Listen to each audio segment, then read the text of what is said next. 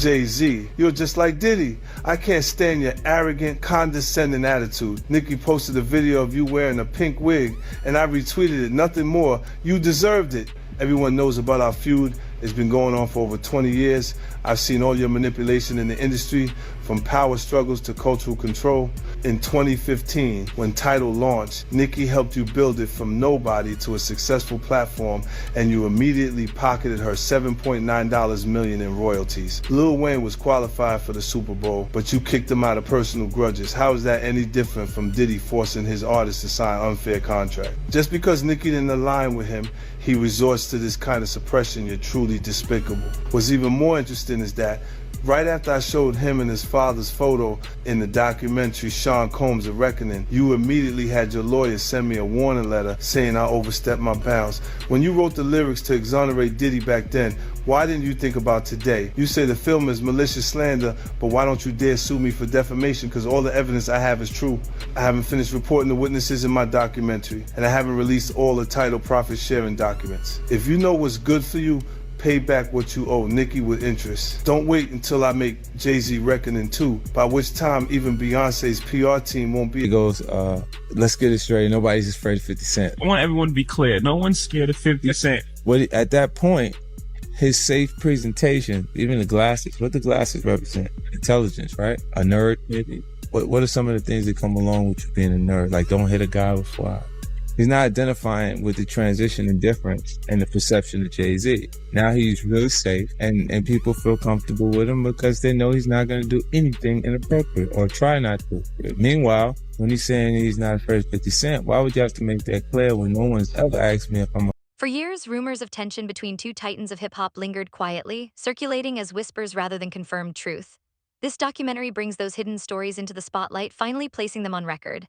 Both artists built vast musical empires, yet their journeys to power could not have been more different. One rose through a loud, confrontational presence, while the other advanced with restraint, foresight, and calculated control. Despite their opposing methods, each left an undeniable imprint on the culture. By revisiting their clashes, a larger question emerges. Who truly shapes the future of the industry, the voice that commands attention or the mind that operates behind the scenes? And if real power often moves in silence, how many defining moments in music history were not accidents at all, but carefully designed strategies? Close, even though Jay lawyer came out and said they're not. Because Jay-Z and Puff was given an assignment, and that was to destroy East Coast rap. And what I mean by that, and I know people gonna be like, yo, Gene is out of his mind and everything like that. Check this out, brother, is that New York rappers was getting 800 to 1.2 million, or some larger than that, and sign with labels back then. And they was getting a lot of money to make albums and records. When they had guys down south that these labels was paying $250,000, $300,000 on record deals, and these guys was bringing back platinum albums and everything like that. So what they had to do was, they had to keep New York rappers down.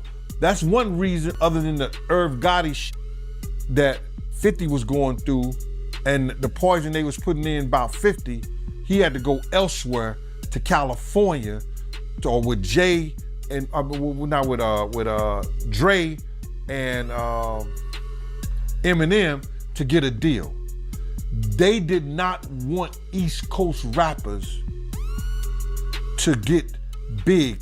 They were suppressing all new artists that was coming out of New York.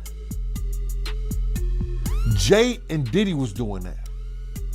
That's why when I heard your story, because I knew this for a long time, but when I heard Dame Dash that Jay wouldn't sign off on nothing, Jay wouldn't do this and Jay would that, because he couldn't let a Cameron blow up. He couldn't let an East Coast rapper like Beanie Siegel blow up. Because him and Diddy was giving that deal, we gotta keep these East Coast rappers down. Because down south rappers, Cash Money, No Limit, Ludacris and them, they was taking little money and bringing back more money and making more money for them. So the record labels, I wouldn't say they was gonna lose off the East Coast. During the height of the physical music sales era, timing mattered almost as much as the music itself. Album releases were never accidental, dates were carefully selected to influence results and control the narrative. Launches followed strategy, not chance. From one angle, this system has been criticized as pressure rather than healthy competition, suggesting that the industry often shields those already in positions of power.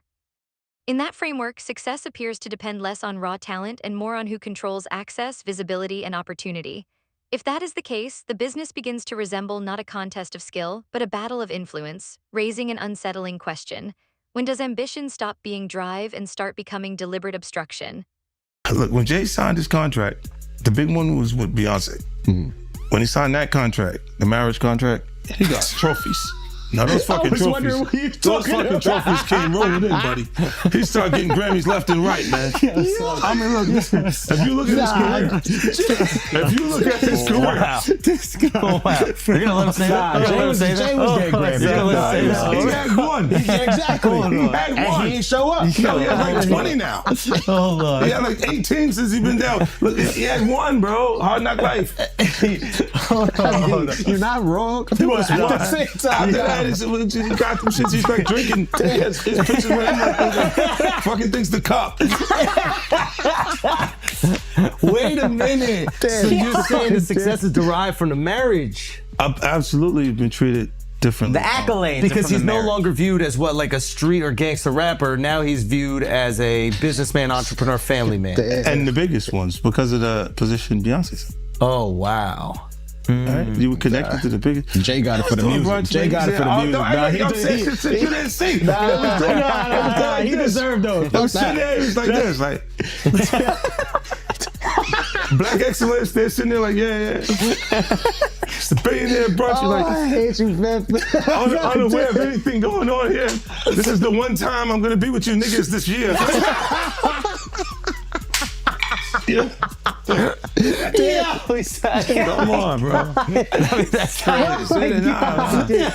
That's crazy. He's just looking at his watch during the whole Rock Nation break. Like, is it 3:30? Yeah, it's almost time to get out. What the fuck is that? Yo, I feel like I'm normal again. Get me out of here. Oh wow! So that's the deal he signed, huh? Yeah, that's the deal. Like, the other ones didn't count as much as that one did. While U.S. rankings told one story of success, global performance revealed another. This contrast shifts the focus away from domestic headlines toward a broader measure of true impact, suggesting that dominance at home does not always reflect international reality. It underscores how aggressive promotion and financial power can shape public perception, creating visibility rather than earning it. This leads to a harder truth. Cultural leadership is often influenced as much by strategy as by genuine connection with audiences. And if recognition can be bought or amplified through spending, the meaning of winning becomes far more complicated. It raises a deeper question: does success come from real reach or from the power to decide what the public sees? Beyonce to divorce Jay-Z as soon as possible because I'm ready to shoot a documentary about Jay-Z, and I guarantee it will outgross Diddy's documentary. If Beyonce sends me a legal letter on behalf of Jay-Z, I remind her to stay quiet. This is a dispute between men, and she has no right to interfere. I have to let everyone see the true face of Jay-Z. Jay-Z and Diddy have been longtime friends, and their business dealings never stopped. He frequently attends Diddy's parties, so why do people think he's innocent? Jay-Z and Diddy got involved in the same case in 2024, where a victim claimed she was assaulted by both Jay-Z and Diddy. I remember Jay-Z saying these were all rumors and that he was defending Diddy. But ironically, Diddy got arrested in 2025. And there's enough evidence to count his crimes on one hand. I've known them for 20 years, and I know how many bad things they've done behind the scenes. After Jay-Z founded his company, he repeatedly got into copyright disputes. In 1999, he was convicted of third-degree assault and served time in prison. He was unfaithful to Beyonce, and he was caught by Beyonce's sister. I think everyone has seen the footage of him getting beaten up in the elevator. I've already gathered the evidence, and I'm going to give Jay-Z. Yo, before I forget this, we talked about Jay. Proximity to Diddy. You don't think he knew anything?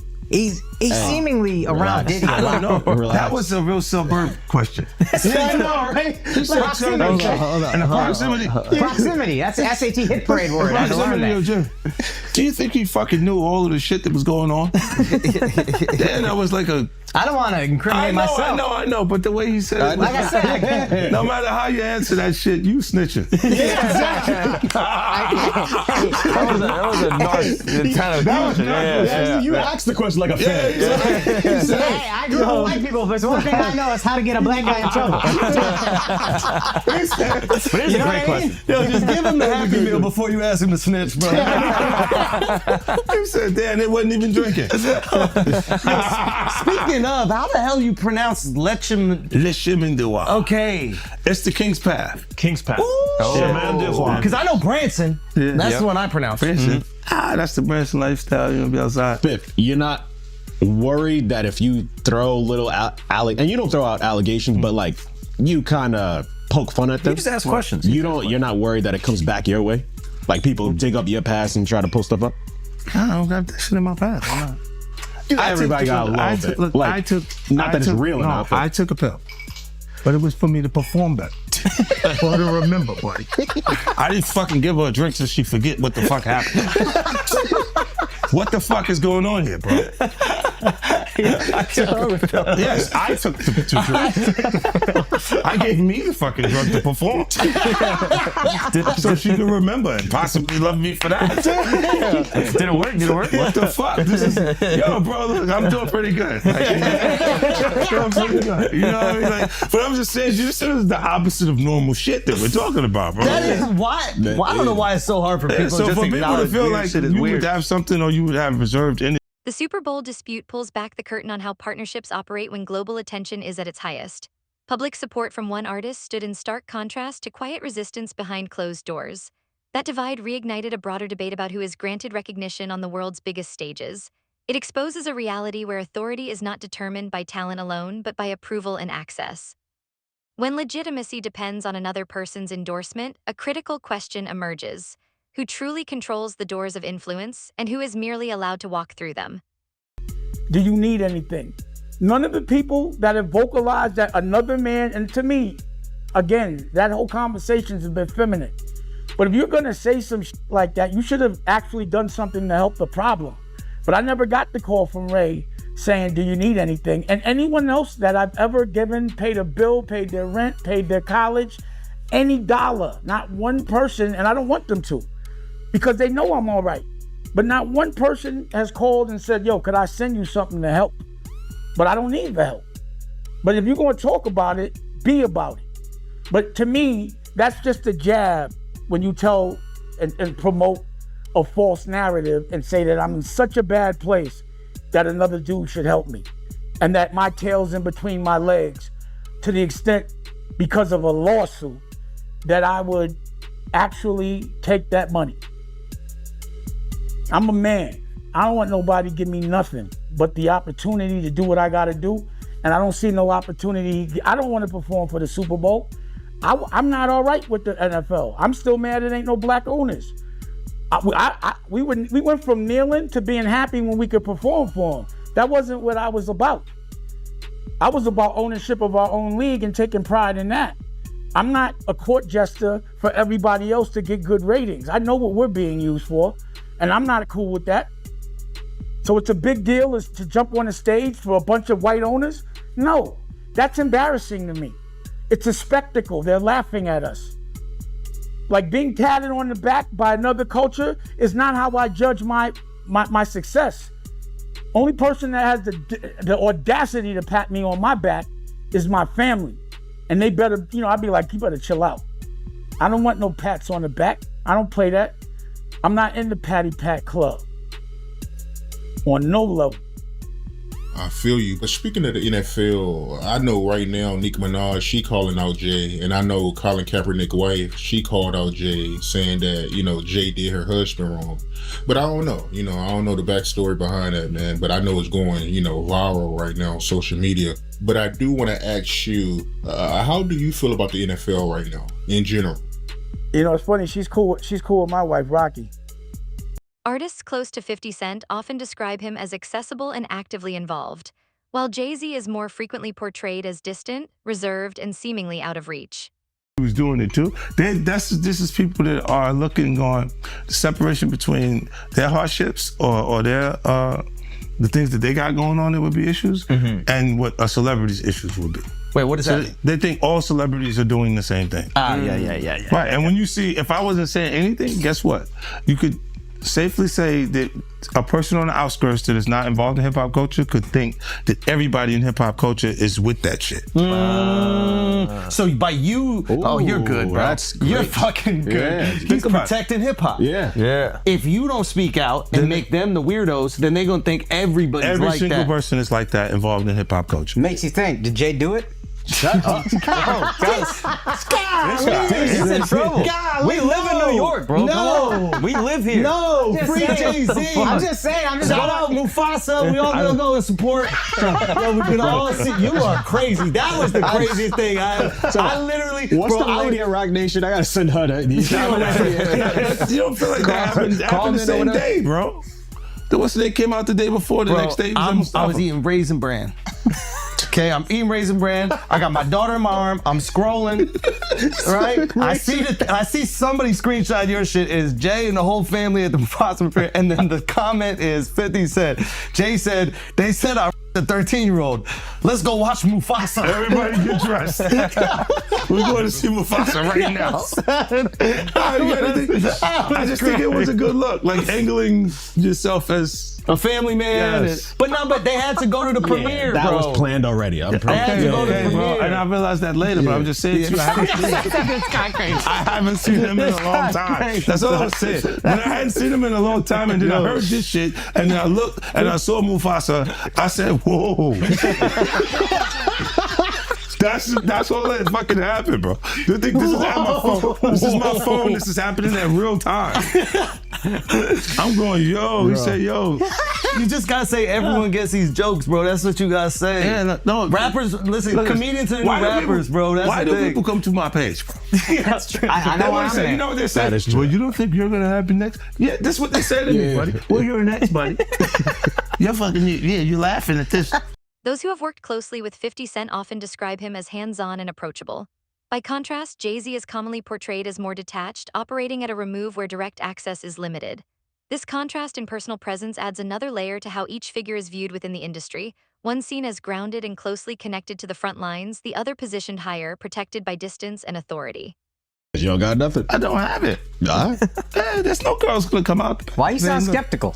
Because I think there are some women that are like. No, I think there's some women that are like. This guy's supposed to be from Queens, bro. Let me cook fucked up experience. You take him off the corner one time. No. What I'm saying is I know a couple of exes that fucking throw me under the bus. You should let him have the corner. None of this would have happened if you let him have the corner. Would have been fine. You know, there's some like opportunists. They'll just throw out the fucking. But that's what I'm saying. You had to have something. Look, if you already interacted with the person, right, and you hadn't had a bad experience, it would take more for them to say some of the shit that you see these people say. Right? Like, you go, what made you do? What made you, even when we part ways, and because a lot of times when we interact with people, they're not just having fun for tonight. They think we're leading into this hardcore relationship that may not materialize. Right? So I see what you're saying, where they can look and go, well, look, you met the girl in 2003. You hung out with her. You had a good time after the show with 30 girls there. You just went and y'all hung out, right? And y'all just part ways, right? So there's no negative things between it, but she can look up at the TV now, and you've been a success since then. Feel like that's my life. I was supposed to be there, and be upset with you and say something. But will it have any merit to it? If I gotta keep that it real, woman hasn't been in you ain't always have the most amicable breakups. Do you remember where, I think it's your baby moms, where it's like she was kind of speaking out, and then all of a sudden the house just got burnt down. Yeah, but you know it happens. Left eye. She burned the house down. This nigga is crazy. That's what I was saying. No, my God, he goes, wow. So I know how you feel about me now. No. He's going. He's great. So he saw me like the match. I want my block back. He goes, look, I have faith in our justice. I'm a I civilian believe now. there would be consequences connected to those behaviors and actions that this brother is talking about. Oh my I agree, goodness. man. Why is that a part of his thought process today while we're here having a good time? That's a good I ass just point. look, you do have people that really look, when you break up with them, they don't care about you anymore. Yeah. So they'll say things and you go, yeah, but it doesn't hold merit. It doesn't have any no real. Yeah, of course. After all these years, That's and like- you don't see nothing. Yeah, like the girl that's just upset with you. She's just angry with you. She got you. And you go, These contrasting public images reflect two distinctly different leadership styles within hip-hop. One is built on proximity and direct engagement, while the other depends on distance and a sense of exclusivity. Each approach produces its own form of authority and influence. In a culture rooted in grassroots origins and street credibility, this contrast carries real weight. It leaves an enduring question. Is loyalty strengthened through personal connection or through the power of mystery and elevated status? I thought the smartest thing Jay said in the statement was, if you really believe this happened, then press criminal charges. He said, pull up. but I don't think that was. Tell me. Okay, look. Because of the statute of limitation, there is. There is no criminal. So it's a. So making a it's statement pump is to fake. make people feel like. But apparently, if she's under 18, didn't you say it still could be criminal? He knows Because he's it's- fed. He used to be a cop. So you you turned him into a cop. He used to sell drugs and then he became a police officer. Did you know that? How to rob. He listened to that song. Glorified security. But you know what he would do? When they would arrest G-Unit guys, he would be like, yes. And he was in the court. Every time. I was actually the cool one. I'll give you the extra fucking cheese sandwiches and shit like that. I'll be looking out. Take care of the family. Hey, you know, I don't know, man. I think what's the name? I get confused too. When you look at this shit, it's a lot. It's a lot of confusing information, right? But I think when you do point out that, why didn't you file criminal case? Because you can't. You can't. It's over 20 years old. This was 2000, bro. No, but was I think shot up if it's a minor, when they're you saying can't- this is happening, I'm not even 50 Cent yet. Yeah. Oh, wow. You see what I'm saying? Like this is that dates long that ago. far back. Yeah. So it's like I'm not. It didn't even take place at that point. So I'm like. These opposing public images reveal two very different approaches to leadership in hip-hop. One is rooted in closeness and direct connection, while the other is defined by distance and an aura of exclusivity. Each method generates its own form of authority and influence within a culture built on grassroots origins and street credibility. This contrast carries real weight and leaves a lasting question. Is loyalty forged through personal connection or through the power of mystery and elevated status? I'm saying, Sean Carter, you're a piece of shit. Taking Pimp C wasn't bad enough. Real life.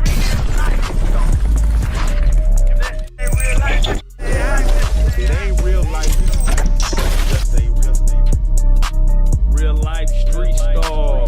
Know what time it is. So why does it all come to a head now? Why now? Why? Because he's the acceptable monster at this time. Like R. Kelly was the last time I sat on this couch.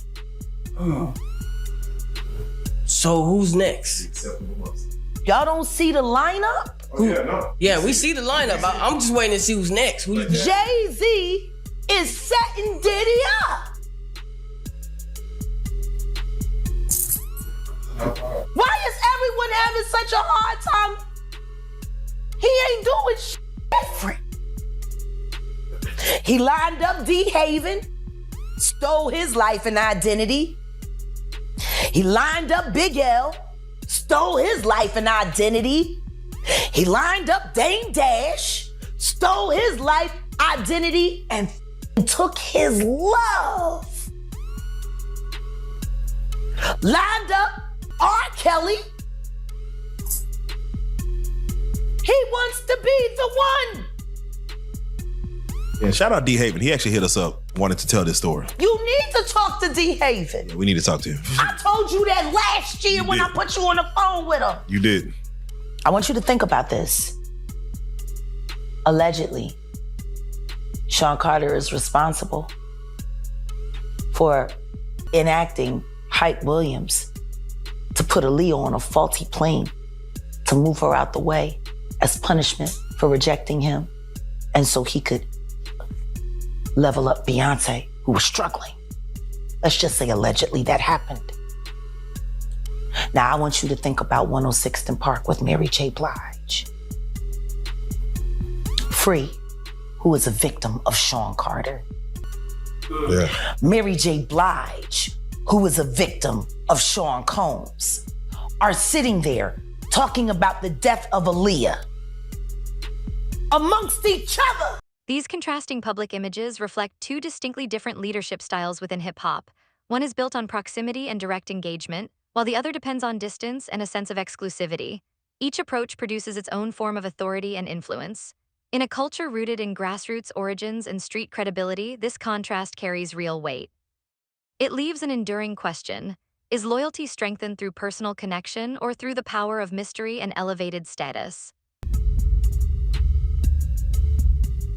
You knew Jay personally, right? Know him, been around him a couple of times, brother. Been around him a few times, but I didn't know him. You know him as I'm sitting down and I'm breaking bread, eating off, eating a meal around him and shit like that, laughing, talking and joking like that. I've been around Jay-Z, and one time I wanted to knock his head off, because he was being disrespectful, but he didn't know he was being disrespectful because he ain't that type of dude. You understand what I'm saying? What happened? We was in Cancun and he had a personal assistant from my block named Laura, and he had brought like 3 people to the club. He had brought like 6 people to the club with him, and he was only to get 3 people in. I was running the door at Daddy-O's from Industries Entertainment. They just told me Jay-Z only get 3 people in. You understand? So I'm at the door. I said, yo, Jay, you good, and 3 of your other good, but the other 3 gotta pay. So then he said, Laura, handle him. And at that time, the type of dude I was, you couldn't tell no woman to handle me. You understand? When I'm talking to you as a man. So then I said, who you talking to like that? You telling her to handle me? You understand? And then me and him, he didn't say nothing. He just turned to the side. And if he'd have turned back around, he'd have got his head knocked off. But Laura told me, yo, Gene, please, Gene, you gonna make me lose my job. You know what I'm saying? And because, 1, she was beautiful, 2, she's from our block. You understand? I wasn't gonna do that to her. You understand? So I gathered myself, stepped away from the situation, and then the promoter said Jay can let his people come in. You know what I'm saying? But he was being disrespectful. This is the same dude that Harlem cats used to laugh at and joke at. Even we was out there that time, he came to Cancun and he had a fake Versace shirt on, and they was ripping him. I mean, they was ripping him. I know he's a billionaire now, he can wear whatever he got. He got $10 million watches and shit like that, but we talking about back then. You understand? We still have those stories from back then. And it's good that a brother can uplift himself, and that's why he's the type of person that he is, because he knew how guys used to treat him. That's why you could see him trying to sun people based on somebody who gets in that type of situation. You understand? This dude had the same cream deli silk shirt that I had. Now, cream deli cream shirts were fake printed Versace shirts. They were nice. You pay $45 for them, but you can't wear that around Harlem cats. You understand what I'm saying? Not if you in the rap industry. At that time, they used to have diamond testers. You understand? They'll roll up on the cat, and if your diamond don't beat, you understand? They'll talk about you. Snatch your chain off or whatever like that. So he had the fake cream deli cream shirt on, and they was roasting him. I think I seen him in a black t-shirt from that point on in Cancun the whole time he was there. Yo, let me just tell you something. When dudes from Harlem got something on you, bro, and they joking you, they at it. They gonna stop until somebody with some power or somebody with some money say, yo, get that dude a break. Give him a break. So Dame probably used to let him get him in a little bit, but then when Dame was like, yo, my man, let my man live. Let him live. They probably back up off of him or stuff like that. But they was joking, they was talking and stuff like that. And cause you just don't do that. You don't come to no major event with nothing fake or phony on. Not at all. Unless the only way you could get away with something fake or phony on if it was Dapper Dan. If it was a Dapper Dan special, you good. These opposing public images reveal two very different approaches to leadership in hip-hop. One is rooted in closeness and direct connection, while the other is defined by distance and an aura of exclusivity. Each method generates its own form of authority and influence within a culture built on grassroots origins and street credibility. This contrast carries real weight and leaves a lasting question. Is loyalty forged through personal connection or through the power of mystery and elevated status? If it wasn't Dapper Dan, nah. You couldn't do that, bro. Not at all. Should have known better, but he was from Brooklyn. But from what you know about Jay, do you believe he's capable of doing what he's being accused of? What I know and of Jay, and what have I heard of Jay,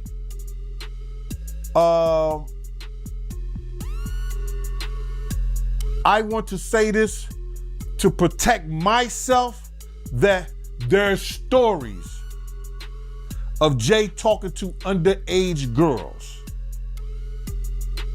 It was a girl from my block that was 16, 17 years old that Jay was talking to. If she was 17.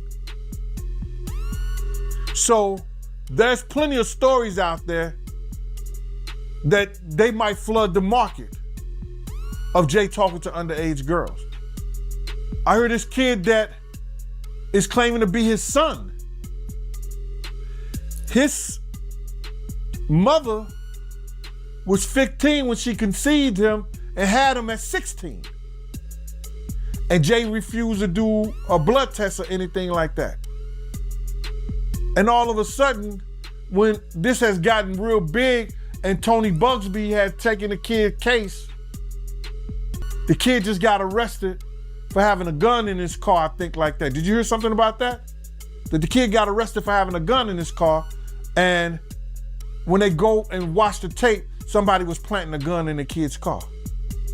Now the kid who never been in trouble to that degree, and now he's facing a case for a gun case for having a loaded firearm in his car. So, answer your question, there's plenty of stories. Ain't Beyonce one of those stories? Isn't Foxy Brown one of those stories? Isn't that kid mother one of his stories? There's a lot of stories, bro. So, these contrasting public images reflect two distinctly different leadership styles within hip-hop. One is built on proximity and direct engagement, while the other depends on distance and a sense of exclusivity. Each approach produces its own form of authority and influence. In a culture rooted in grassroots origins and street credibility, this contrast carries real weight. It leaves an enduring question: is loyalty strengthened through personal connection or through the power of mystery and elevated status?